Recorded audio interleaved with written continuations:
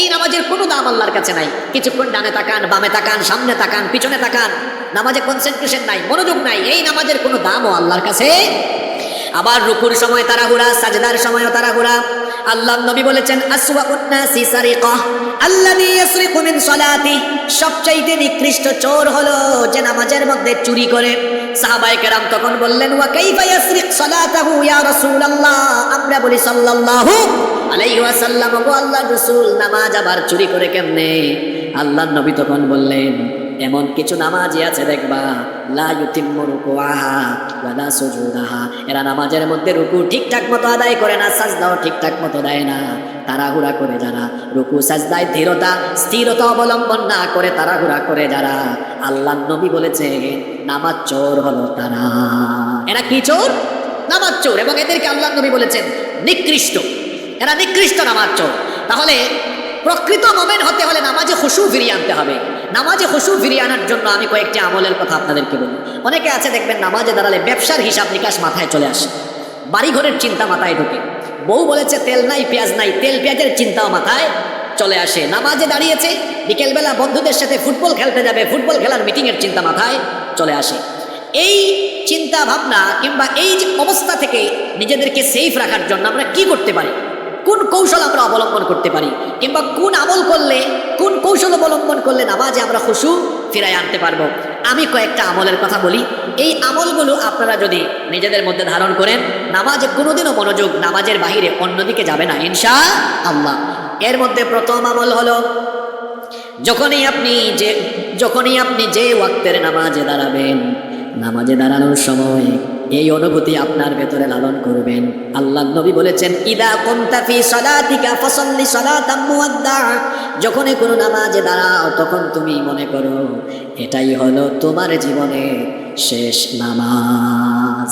When you stand for the salat, keep in your mind it's your final salat.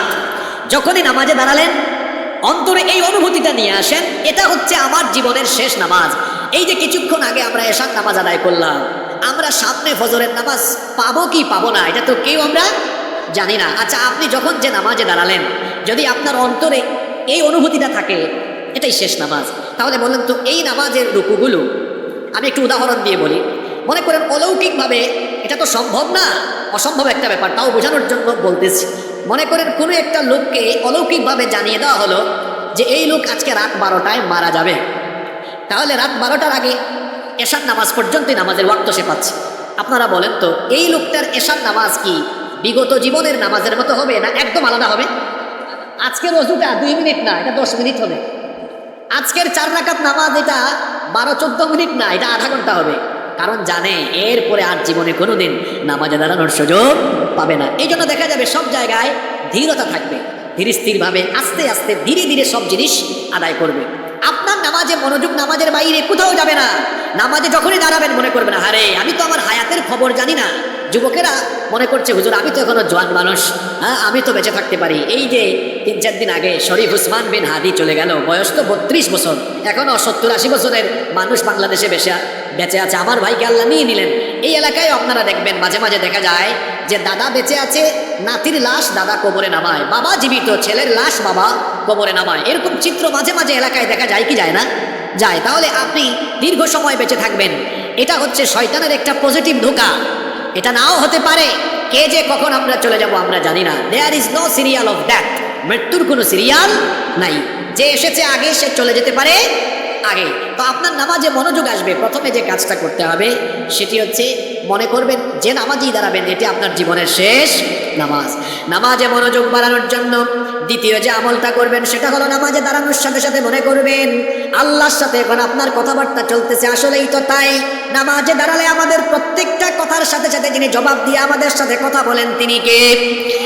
আপনি যখন নামাজে দাঁড়িয়ে বলেন আলহামদুলিল্লাহি রাব্বিল আলামিন, সকল প্রশংসা আল্লাহর যিনি জগৎ সমূহের রব, আল্লাহ চুপ থাকেন না, আল্লাহ সঙ্গে সঙ্গে জবাব দেন হামিদানি আব্দি, আমার বান্দা নামাজে দাঁড়িয়ে আমার প্রশংসা করলো। আপনি যখন পরের আয়াতে বলেন আর রহমানির রহিম, যে আল্লাহর প্রশংসা করলাম তিনি হলেন রহমান, তিনি হলেন রহিম, আল্লাহ সঙ্গে সঙ্গে জবাব দেন আসনা আলাইয়া আব্দি, আমার বান্দা আমার গুণকীর্তন করলো। 3 নম্বর আয়াত যখন আপনি বলেন মালিক ইয়াউমিদ্দিন, বিচার দিবসের মালিক হচ্ছেন আল্লাহ।